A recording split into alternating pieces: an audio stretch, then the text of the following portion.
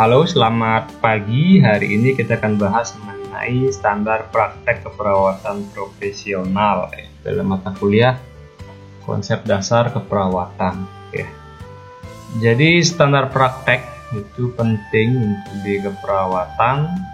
Ini sebagai suatu pernyataan deskriptif yang menguraikan tentang penampilan kerja yang dapat diukur melalui kualitas struktur, proses, dan hasil Jadi memang sebelum undang-undang keperawatan itu diberlakukan, diakui dan diakuinya profesi keperawatan di Indonesia, ini standar ini yang disusun oleh organisasi PPNI Jadi standar yang jelas ini yang diukur sehingga menjadi pembeda dengan profesi yang lain, dengan dokter, dengan bidan, di mana batasan-batasan dan wewenang-wewenangnya, bahkan di dalam satu lingkup keperawatan, wewenang ketika dia adalah pendidikannya vokasi atau D3 keperawatan sebatas mana dan bedanya dengan yang profesi nurse atau dia S1 dan plus profesi nurse, di mana batasannya bahkan di mana ketika nanti dia jadi spesialis jadi spesialis nurse.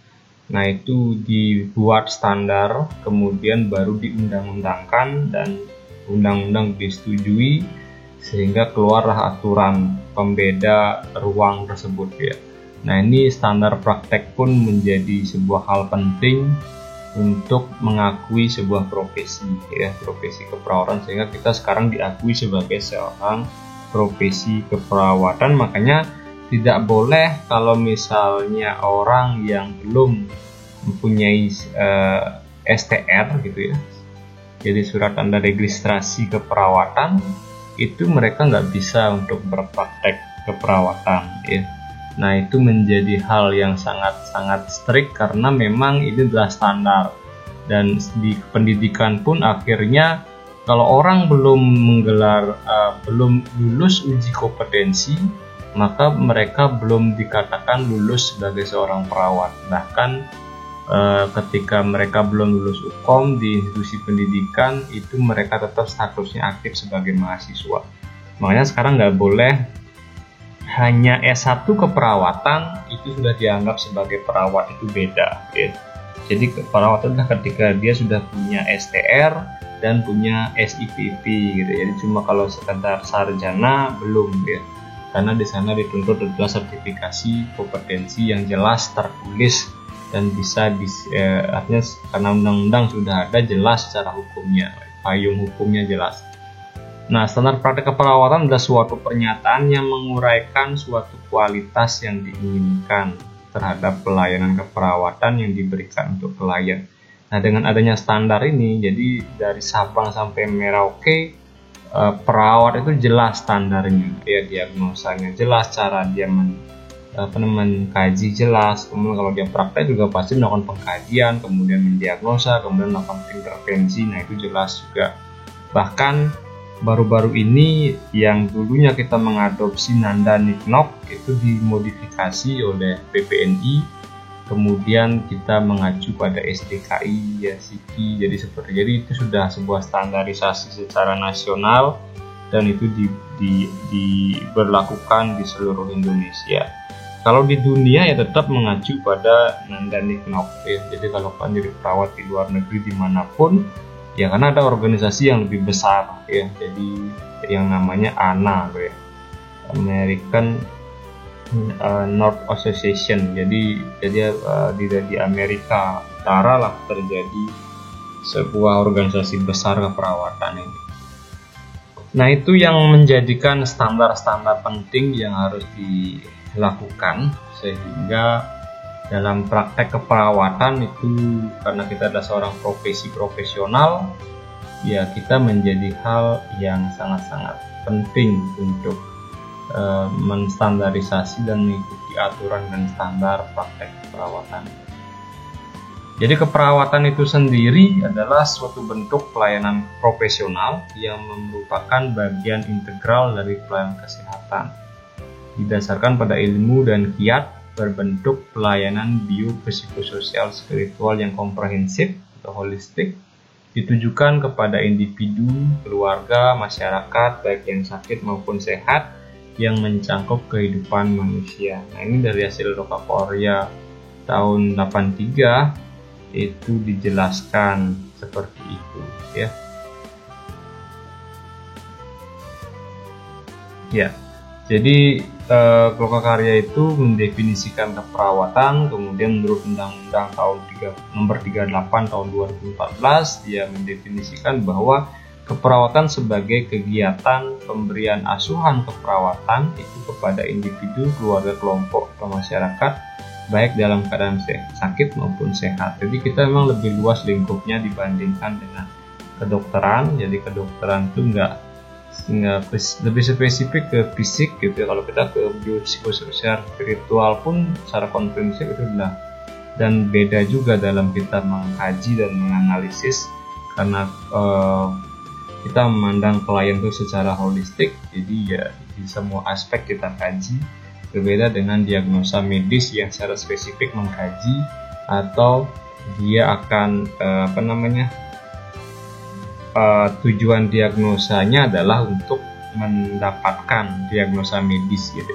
Kalau kita bukan ke diagnosa medis tapi ke respon pasien, makanya diagnosa keperawatan itu satu pasien bisa 3, bisa 4, bisa 5, bahkan sebenarnya cuma diprioritaskan mana yang lebih penting, itu yang akan dilakukan di awal.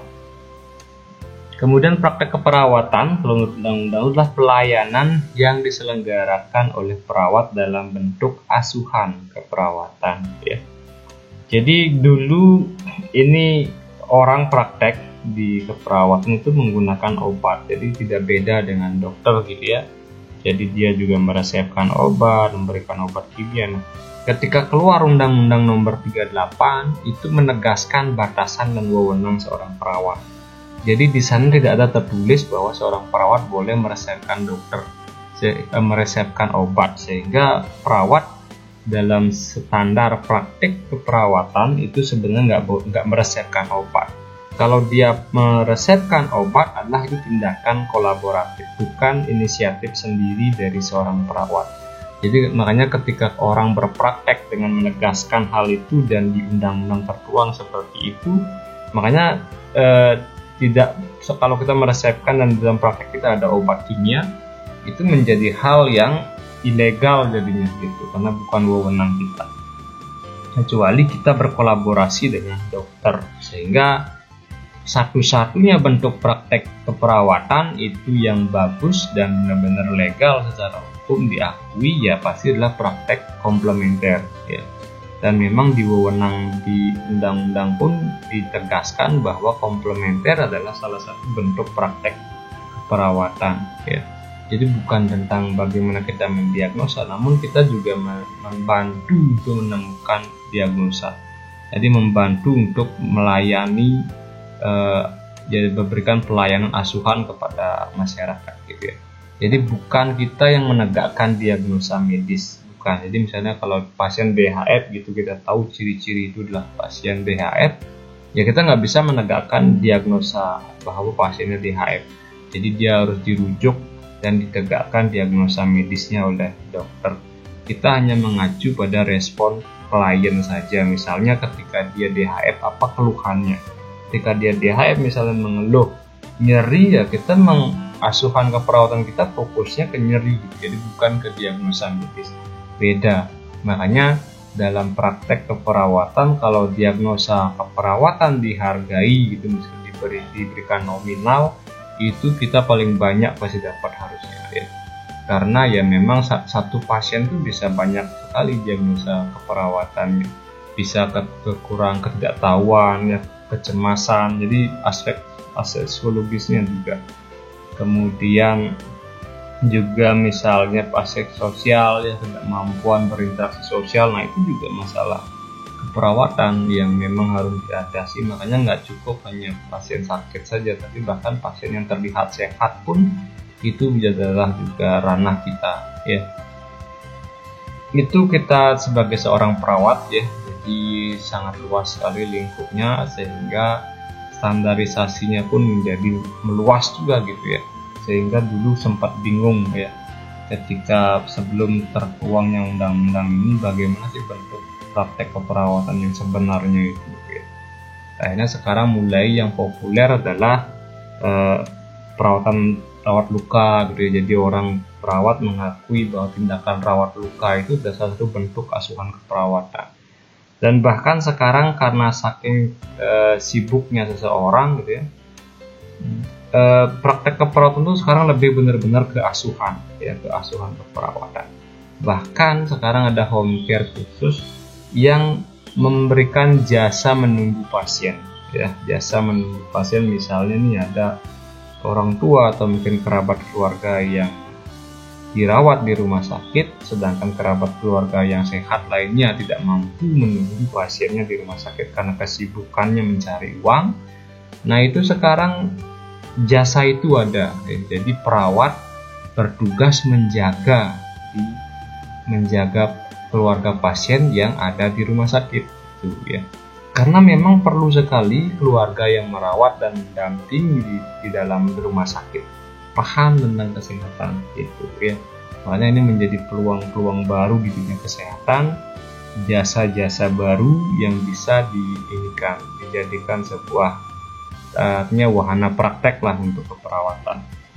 Bahkan home care itu sekarang juga lebih luas lagi ya. Jadi memang mulai orang itu memerlukan jasa di bidang ya pemenuhan kebutuhan sehari-hari. Misalnya ada keluarga yang stroke ya. Dia perlu seorang untuk menemani 24 jam membantu pasien stroke tersebut, karena keluarga yang sehat itu nggak mampu secara 24 jam merawat, sehingga jasa itu mulai ada ya.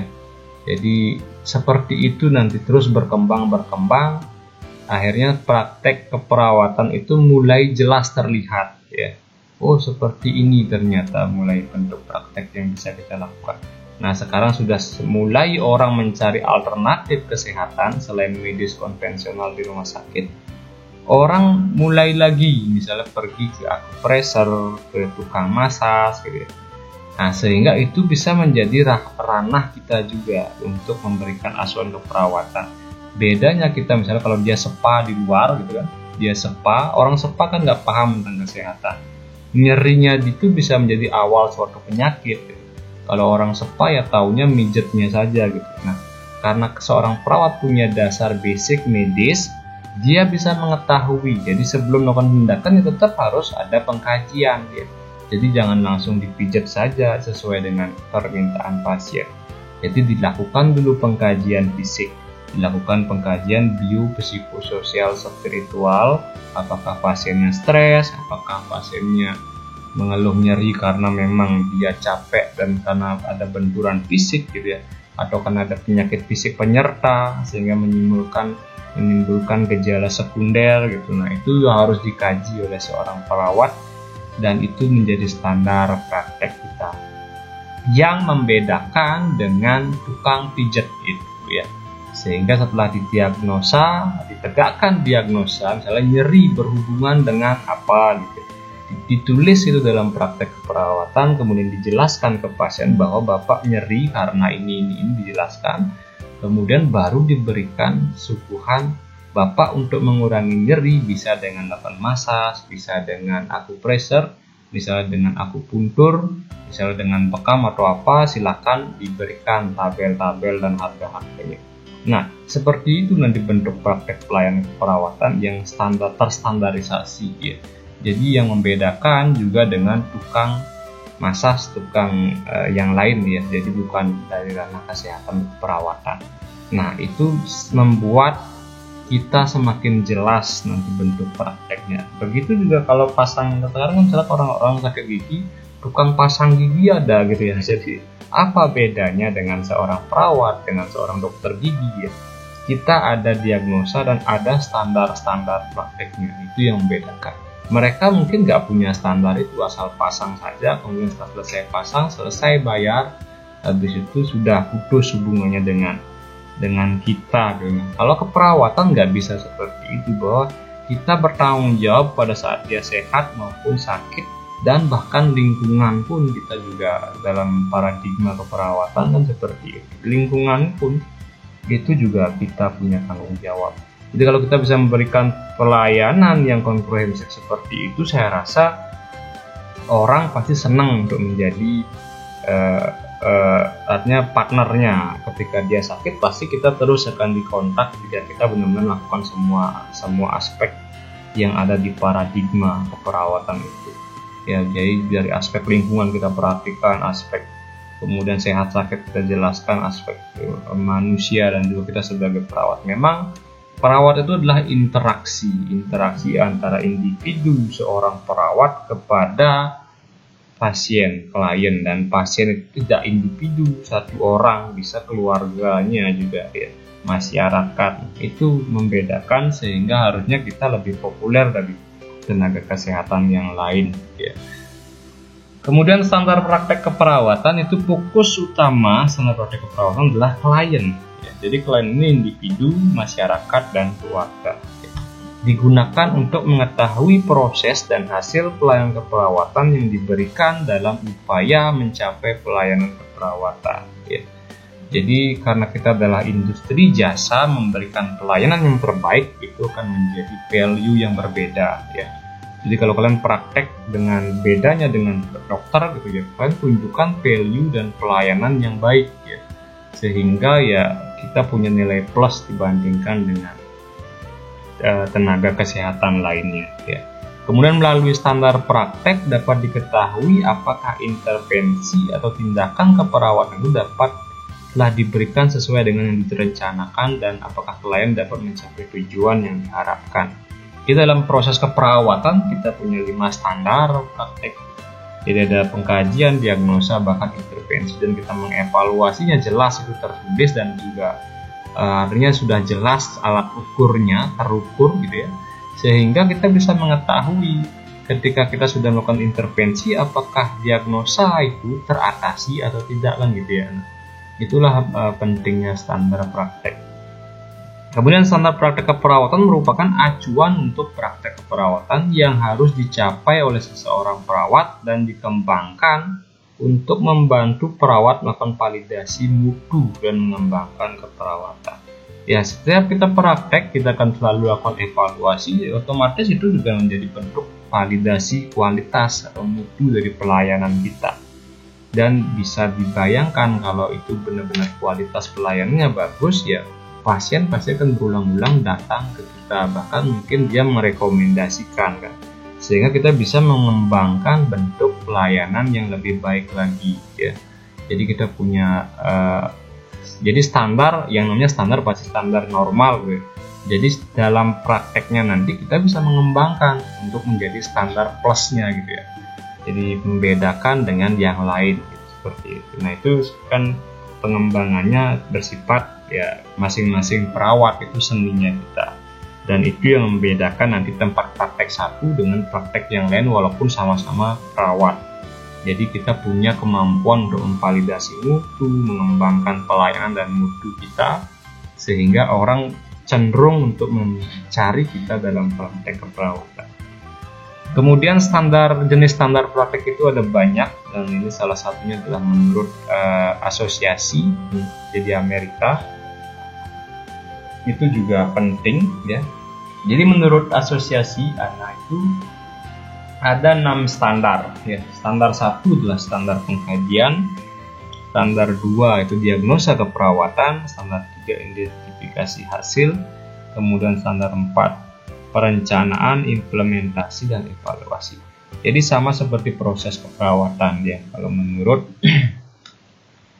dari asosiasi perawat Amerika Utara ya, atau ANA. Jadi kalian juga harus tahu bahwa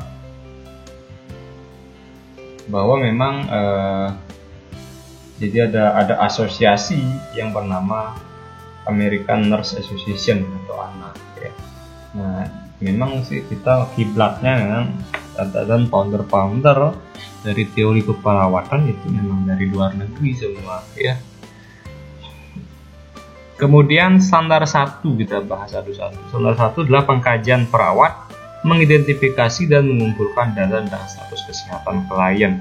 Kriteria pengukurannya adalah proses pengumpulan data ditentukan oleh kondisi atau kebutuhan klien saat ini. Jadi kita tanya ya apa ya sih menjadi keluhan dia, apa yang dia perlukan dalam kehidupan sehari-hari yang perlu kita bisa bantu gitu. Kemudian data tetap dikumpulkan dengan teknik-teknik pengkajian yang sesuai. Jadi makanya ada pengkajian fisik, kemudian adalah format pengkajian sesuai dengan usia pasien, kadang-kadang sesuai dengan penyakit yang diderita oleh pasien. Kemudian pengumpulan data melibatkan klien, orang-orang terdekat klien dan petugas kesehatan ya. Jadi misalnya pasiennya sakit, kita bisa tanya keluarga terdekat siapa, atau mungkin petugas kesehatan bisa membantu, atau kita bisa tahu bagaimana rekam mediknya dia ya, riwayat penyakitnya dia. Nah itu artinya tidak bisa dengan ditanya di pasien, tapi harus divalidasi juga dengan orang-orang terdekat dan juga dari rekam medis yang tertulis pasti dari catatan petugas kesehatan lainnya. Kemudian proses pengumpulan data bersifat sistematis dan berkesinambungan ya. Jadi memang berkesinambungan proses pengumpulan data tersebut ya. Jadi nggak bisa berhenti di satu titik, walaupun dia sudah sembuh itu kan menjadi sebuah riwayat bagi dia bahwa nanti ke depan ketika dia sakit mungkin ada kaitannya dengan penyakit sebelumnya gitu ya. Nah itu disebut dengan bersifat sistematis dan berkesinambungan. Kemudian data-data yang relevan didokumentasikan dalam bentuk yang mudah didapatkan kembali. Walaupun kita praktek mandiri gitu misalnya, kita wajib membuat sebuah rekam medik, mencatat, mendokumentasikan apa yang kita lakukan kepada pasien kita atau klien kita. Nah itu pentingnya, itu yang membedakan juga kita sebagai seorang profesional dengan tukang-tukang yang lainnya, tukang pijat, tukang sekedar kompresor dan yang lain ya. Jadi kita punya catatan dokumentasi jelas, terukur, kemudian sistematis tertulisnya ya. Nah itu akan membedakan juga jenis pelayanan kita dengan pelayanan keperawatan yang lain. Kemudian standar yang kedua adalah diagnosa perawat, menganalisa data yang dikaji untuk menentukan diagnosa kriteria pengukuran ya. Jadi diagnosa kita itu memang harus jelas ya, jelas sekali gitu. Jadi sangat jelas tertuang di sana sehingga artinya ya ketika kita sudah dapatkan data kita bisa menetapkan diagnosanya dan memang sudah ada tertulis dan itu sudah secara ilmiah terbukti. Makanya ada NANDA ya, NANDA itu kan juga dibuat oleh Asosiasi Amerika Utara, Perawat Amerika Utara juga ya, yang dia membuat bukunya dan itu telah ditulis di sana sudah jelas sekali, tinggal nanti diinikan saja, disesuaikan apa dari keluhan, kemudian diagnosa yang cocok seperti apa. Bahkan di Indonesia kita sudah ada panduan juga yang bahasa Indonesia, kemudian yang lebih sesuai dengan yang terjadi di Indonesia. Semua di Indonesia itu disahkan dengan klien, orang-orang terdekat klien, tenaga kesehatan bila memungkinkan. Jadi memang diagnosa keperawatan itu spesifik ya. Jadi kita bisa berikan penetapannya itu dengan diketahui oleh klien kita. Kemudian diagnosa didokumentasikan dengan cara mudah untuk merencanakan perawat. Jadi diagnosa itu didokumentasikan ya. Standar ketiga itu adalah identifikasi hasil perawat, mengidentifikasi hasil diharapkan secara individual pada klien. Jadi kriteria pengukuran ya. Jadi kita identifikasi hasil diagnosanya ya, hasil diambil dari diagnosa, hasil itu bisa didokumentasikan sebagai tujuan-tujuan yang dapat diukur. Kemudian hasil-hasil dirumuskan satu sama lain dengan klien. Jadi apapun yang kita lakukan kepada klien itu harus mendapat persetujuan dari klien kita. Dan juga petugas kemudian keluarga juga harus tahu, sehingga itu juga salah satu bentuk ukuran kualitas pelayanan kita. Kemudian hasil harus nyata, realistis, sesuai dengan kemampuan dan kapasitas klien saat ini dan kemampuan potensialnya. Dan hasil yang diharapkan dapat dicapai sesuai dengan sumber-sumber yang tersedia bagi klien. Jadi ya memang outcome dari hasil setelah kita berikan intervensi itu harus jelas terukur gitu ya. Jadi jangan sampai terlalu jauh capaiannya sehingga sangat sulit untuk dilogikakan logis secara realistis untuk mencapai itu. Misalnya pasien stroke 1 kali 24 jam pasien bisa jalan gitu, padahal sebenarnya tidak bisa dalam 1 hari diberikan intervensi pasien itu langsung bisa jalan dalam keadaan stroke, dia lumpuh setengah badannya gitu ya. Nah itu harus jelas terukur dan realistis. Jadi ada perkiraan waktu capaian, hasil yang diharapkan, memberikan arah bagi kelanjutan perawatan. Nah itu juga jelas tertulis di sana. Kemudian standar keempat yaitu perencanaan. Perawat menetapkan suatu rencana keperawatan yang menggambarkan intervensi keperawatan untuk mencapai hasil yang diharapkan. Jadi ada kriteria hasil dari perencanaan yang kita lakukan. Jadi ketika sudah didiagnosa ya pasti ada rencana-rencana intervensi yang bisa diberikan kepada pasien. Nah, rencana bersifat individual, ini sesuai dengan kebutuhan dan kondisi klien. Rencana tersebut dikembangkan bersama klien, orang-orang terdekat, klien, dan petugas kesehatan. Rencana tersebut menggambarkan praktek keperawatan sekarang. Rencana tersebut didokumentasikan, kemudian rencana tersebut harus menunjukkan kelanjutan perawatan, ya. Jadi itu mungkin untuk standar yang keempat. Kemudian standar kelima, implementasi perawat, mengimplementasikan intervensi yang diidentifikasi dan rencana keperawatan, ya. Jadi ini juga harus didokumentasikan, ya, intervensi yang diberikan itu harus bersifat konsisten dengan rencana perawatan yang dibuat, kemudian intervensi diimplementasikan dengan cara yang aman dan tepat. Jadi memang harus ada dasar ilmiah ketika kita melakukan hal apapun, jadi ada evidence base-nya. Jadi sehingga aman, ya, dan tepat dalam pemberian masukan. Kemudian intervensi itu didokumentasikan. Standar yang keenam itu evaluasi. Perawat mengevaluasi kemajuan klien terhadap hasil yang telah dicapai. Jadi kriterianya juga harus dievaluasi pengukurannya. Misalnya kalau nyeri, apakah nyerinya berkurang? Kalau berkurang berapa dia rentangnya dari 0 sampai 10 itu berapa nyerinya berkurang, itu jelas. Dan itu juga menjadi bentuk keberhasilan kita dalam memberikan, apalagi kalau kita memberikan terapi nyeri, ya, itu juga menjadi indikator. Jadi orang kalau sudah berkurang nyerinya itu pasti senang, gitu ya. Senang, dan dia pasti senang juga untuk nanti berobat atau kembali ke tempat praktek kita. Kemudian evaluasi bersifat sistematis dan berkesinambungan. Respon klien terhadap intervensi didokumentasikan. Keefektifan intervensi dievaluasi dalam kaitan dengan hasil. Kemudian pengkajian terhadap data bersifat kesinambungan digunakan untuk merevisi diagnosa, hasil-hasil, dan rencana perawatan untuk selanjutnya. Jadi walaupun kita sudah mengevaluasi, bukan berarti mungkin satu diagnosa selesai, mungkin muncul diagnosa baru atau diagnosa yang lain yang belum selesai, sehingga harus berkesinambungan. Kita bisa juga merevisi hasil diagnosa kalau memang diagnosa tercapai atau tidak tercapai. Kemudian klien atau orang-orang terdekat klien itu juga harus dilibatkan dalam proses evaluasi. Dan memang sih kalau kita merawat pasien sebenarnya kita nggak bisa sendiri, gitu ya. Jadi tetap harus berkolaborasi dengan tenaga medis yang lain. Misalnya kalau dia nyeri tidak bisa dengan hanya satu tindakan komplementer, ya mungkin harus berobat. Ya udah, berarti kita perlu tindakan kolaboratif bersama dokter untuk meresepkan obat anti nyeri pada pasien kita. Dan memang namanya juga praktek, kita nggak bisa berdiri sendiri, ya, kita harus berkolaborasi dengan multidisiplin ilmu. Kemudian standar praktek keperawatan menurut Debcast, ya. Jadi menurut Debcast itu ada 8 standar, dan ini lebih umum jadinya, bukan tentang keperawatan saja, ya. Jadi standar 1, pengumpulan data tentang status kesehatan klien pasien dengan secara sistematik berkesinambungan dan dapat diperoleh dan dikomunikasikan dan dicatat. Kemudian diagnosa keperawatan dirumuskan dengan data status kesehatan. Kemudian standar ketiga, rencana asuhan keperawatan mengikuti tujuan yang dibuat misalkan diagnosa keperawatan. Kemudian standar 4, jadi lebih banyak di rencananya dipecah, ya. Rencana asuhan keperawatan meliputi prioritas pendekatan tindakan keperawatan yang ditetapkan untuk mencapai tujuan yang disusun berdasarkan diagnosa keperawatan. Standar 5 juga masih ketindakan. Tindakan keperawatan memberikan kesempatan klien atau pasien untuk berpartisipasi dalam peningkatan pemeliharaan dan pemulihan kesehatan. Kemudian standar ke-6 itu tindakan keperawatan membantu klien dan pasien untuk mengoptimalkan kemampuan untuk hidup sehat. Kemudian yang ke-7 ada tidaknya kemajuan dalam pencapaian tujuan ditentukan oleh klien, pasien, dan perawat.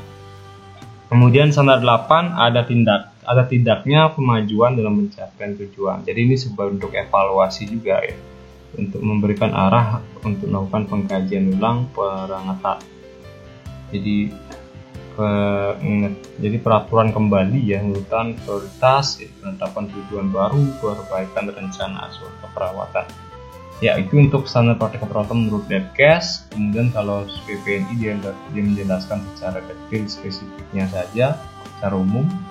Jadi menurut Dewan Pertimbangan Pusat PPNI itu tahun 99, standar praktek keperawatan merupakan komitmen profesi keperawatan dalam melindungi masyarakat terhadap praktek yang dilakukan oleh anggota profesi, di mana dalamnya terdapat penegasan tentang mutu pekerjaan seorang perawat yang dianggap baik, tepat, benar, yang digunakan sebagai pedoman dalam pemberian pelayanan keperawatan. Ya.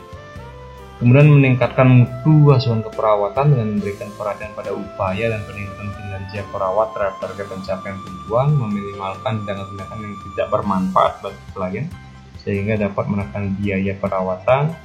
Kemudian menjaga mutu asuhan keperawatan yang diberikan kepada klien di masyarakat, komunitas, dan kelompok.